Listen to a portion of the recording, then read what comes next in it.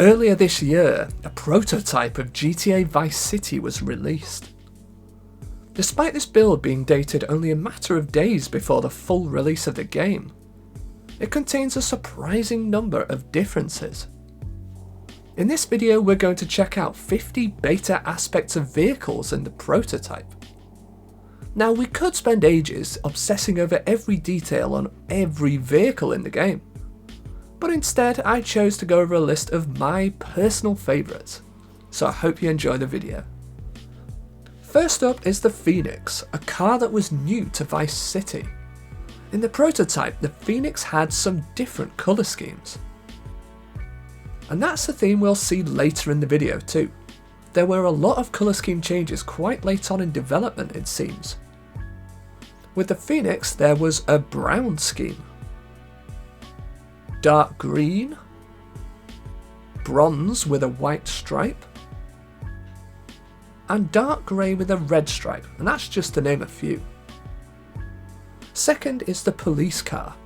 Obvious change here, the colour scheme again.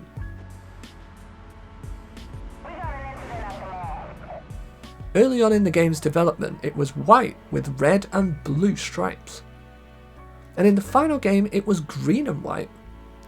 So this is a kind of in-between stage which we can see here, grey and white. Let's talk about the Oceanic next. Like the Phoenix, this had some notable colour changes. Here in the prototype there's a scheme which is yellow at the front and grey at the rear. This opposite colour scheme with yellow at the rear is also in the prototype, so you can see the difference here. All the colour schemes in the final game have the changeable colour at the back. There's also one with a pitch black colour at the back. In the final game this shade of black was reserved for special vehicles, which only show up in certain missions. And of course there was the black cars cheat as well. So it's strange to just see it on a normal vehicle like this. There's also a solid red colour in the prototype. There aren't any solid colours for the Oceanic in the final game, just a two-tone style. The Patriot now. Instead of it being a khaki colour, in the prototype it's more of a typical military green.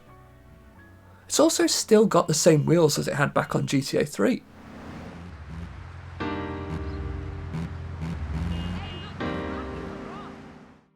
Okay, the Blista Compact. This is another car that had different colour schemes between the prototype and the final game. But the most interesting thing is actually less obvious.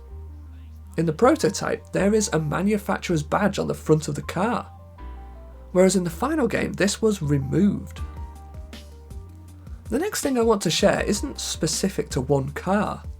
It's the fact that a lot of the cars in the prototype had gold colour schemes. This was vastly reduced in the final game. From memory, I think the Blista Compact had a gold option, and the Cheetah as well, but you could say that's more of a metallic yellow. But way more cars in the prototype could be gold. In the mission Guardian Angels, Ricardo Diaz has an exclusively coloured Admiral. In the prototype it's this blue colour, whereas in the final game it was changed to grey. In GTA 3, different groups of vehicles share the same wheels. For example, all the sports cars share the same ones.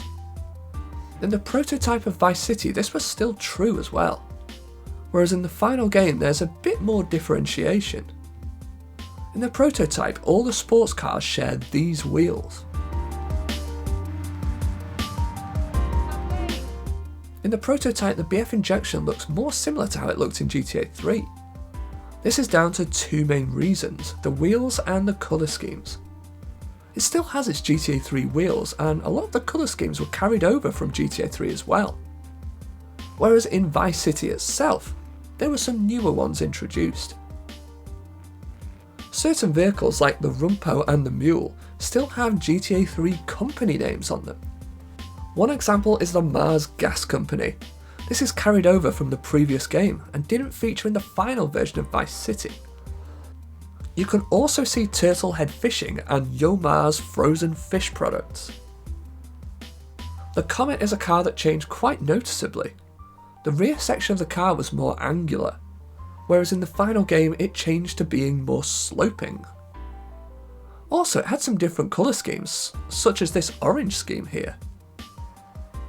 And it also had two tone colours available, with the body being the main colour and the bodywork behind the cockpit being the secondary colour. In the final game it only came in solid colours. Similar to the mule and the Rumpo, the coach can occasionally be seen with a Liberty City Bus Company logo on the side. Freedom Bus Line, giving you more liberty. This featured in GTA 3 and was removed from the final version of Vice City. The police Maverick in the prototype is white and blue. As we saw with the police car earlier, the green and white colour scheme hadn't yet been implemented. So we end up with a bit of a mismatch here in the beta. The helicopter is blue and white, the cop car is grey and white, and there are also others which we'll see next. And that vehicle is the Enforcer. Here in the prototype it looks more like it did in GTA 3. It's black and white. In the final game it's green and white, of course. Our first boat of the video, the Squalo. Instead of having a spoiler at the back, it was just two struts, one on each side. There was no horizontal bar connecting the two. The Rancher had a few differences between the prototype and the final game. The wheels are different, the tail lights were changed, and it had some different colour schemes too. In the final game, the gang Burrito came in one colour, kind of a magenta. However, in the prototype it came in multiple colours, including blue, a more orangey red and dark green. In Vice City there are two Hot Ring Racer cheats. They spawn both the Hot Ring Racers that feature in the Hot Ring Race at the Hyman Stadium. There is also a third Hot Ring Racer which is unlocked through the Sunshine Autos asset. In the prototype, one of the cheats actually spawns the Sunshine Autos Hot Ring Racer instead. And if you do this, the car will spawn without its number on the side.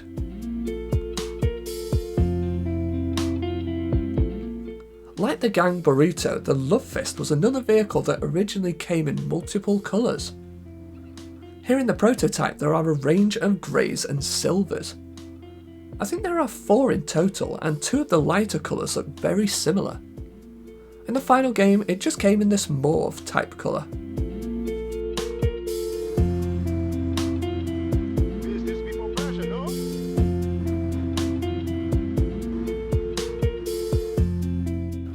In the prototype, the Manana model has brighter body textures with more details, a different dashboard and headlights, and alternate license plates. It also has some different colour schemes, so quite a few changes in total. There was an interesting change to the Mesa Grande. In the prototype there was a horse logo on the spare tyre at the back of the car. In the final game this was removed. Like other cars, it also had some funky colour schemes in the beta. Let's talk about the pony. In the prototype it had logos on the sides, including Marlin Fish Factory's Vice City, Vice City Electric Company. In the final game these logos were removed from the pony. It doesn't have any, instead it's just blank. The RC Goblin features in the mission Demolition Man, one of the most infamous missions from Vice City. A mission that has definitely gotten easier with age in my opinion. 2 things to mention here. The RC Goblin has the same appearance as the RC Raider in the prototype. They're both green, whereas in the final game it's red. Also, the rotor blades texture was carried over from GTA 3.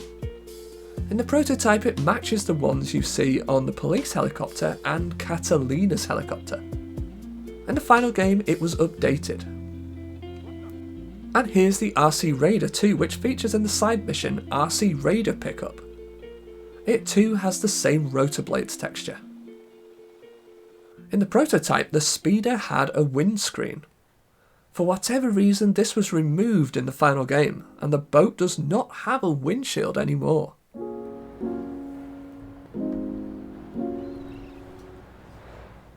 Going back to the RC Goblin and Raider, getting into the Top Fun van is the only way to begin the missions. The Top Fun van itself has an interesting difference. The logo was changed between the prototype and the final game. In the prototype it was more like the Top Gun logo, which of course it's based on. In the final game it was changed to look less like the logo it drew inspiration from.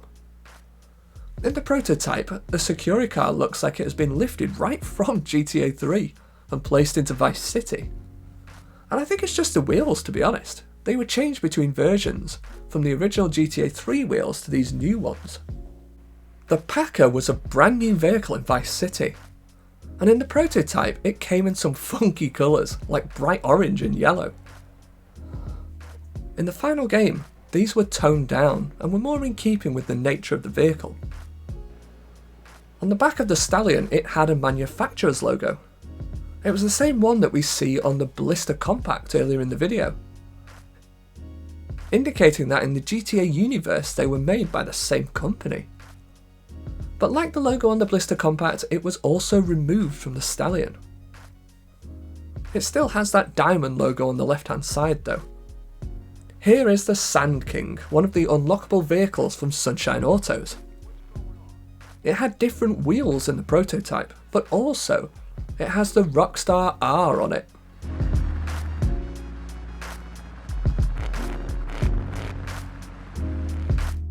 The Skimmer is unlocked after the mission Dildo Dodo from the film studios. In the prototype it still used some of the Dodo's body textures and colour from GTA 3. Whereas in the final game its textures were updated and it came in multiple colour schemes. A classic glitch in Vice City is adding wheels to a helicopter by taking its paint spray. Although the same wheels are added in the prototype and the final game, the lower poly textures of the wheels are different. From further away in the prototype, the wheels look totally different. The Spand Express is a vehicle which only features in a couple of missions in Vice City. In the prototype, like other vehicles, its colours were generally brighter and wide-ranging. It came in orange, a dark turquoise kind of colour, and a dark blue to name 3.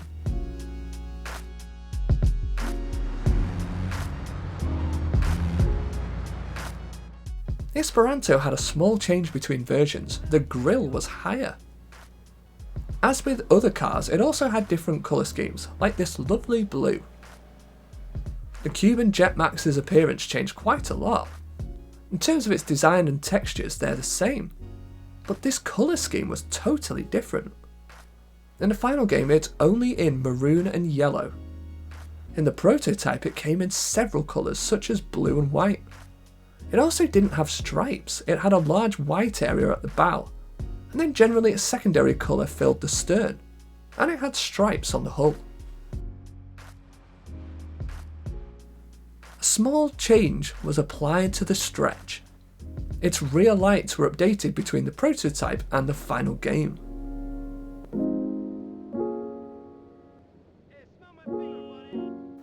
As with other cars, the Glendale had some colour schemes which didn't make it into the final game. Most notably, there's this black one. However, it's not solid black, it's more of a dark grey.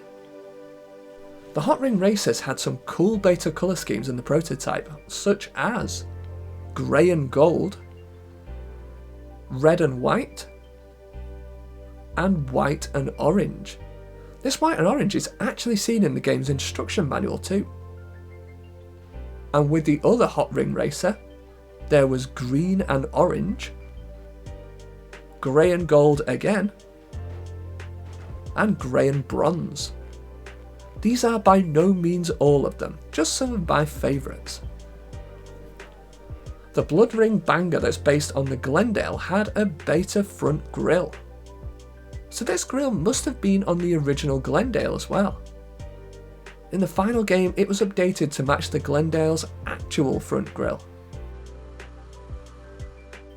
Earlier we looked at some vehicles that still had GTA 3 company names on them. Another one is the Benson. However, it's a little different as the advert for Yo Ma's frozen fish products actually gets cut off. Earlier in the video we saw that the police Maverick was blue and white. The Predator is also still in blue and white, as it was in GTA 3. This was changed to green and white in the final game to match the rest of the police vehicles. Now this isn't a drivable car, but it's still worth mentioning the car wreck. In the prototype here, some of its textures are unfinished. You can see these random white sections on the vehicle. There was a really small change to the RC Baron, the texture of its rear wheel.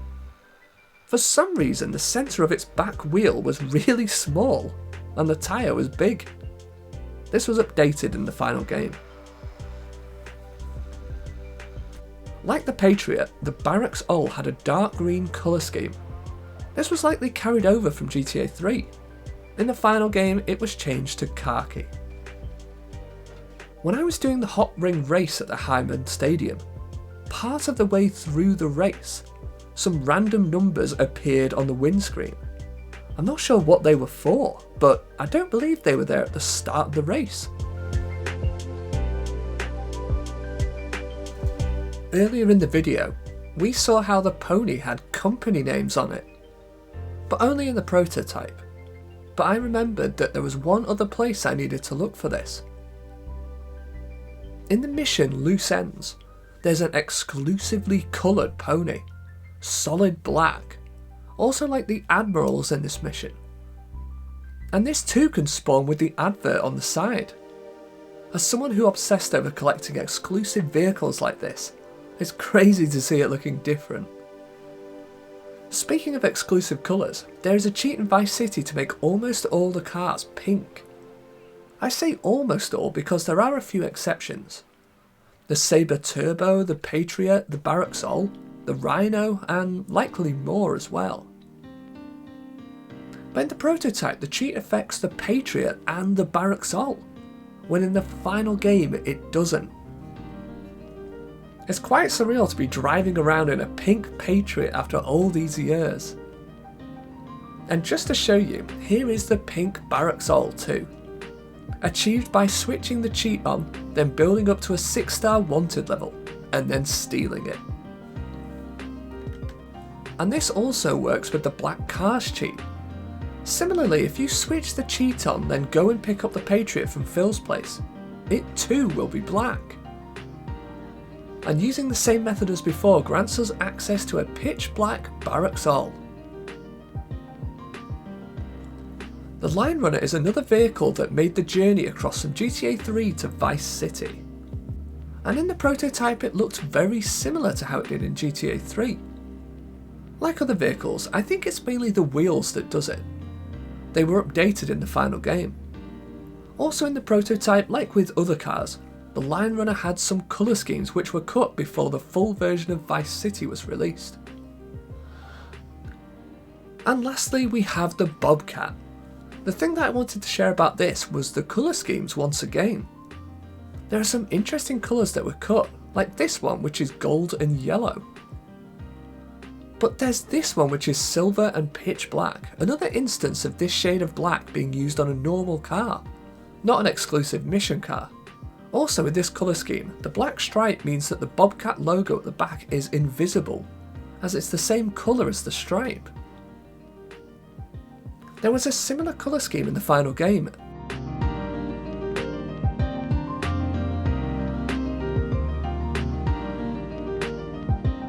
Also, you may know that there's an exclusively coloured Bobcat in the mission Auto side, which is pitch black with a pink stripe.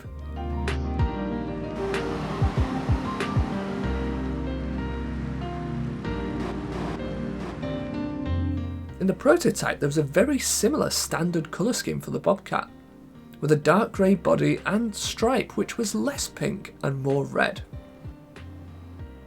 Anyway, that's it for my list. Let me know in the comments what your favourites are, and thanks for watching.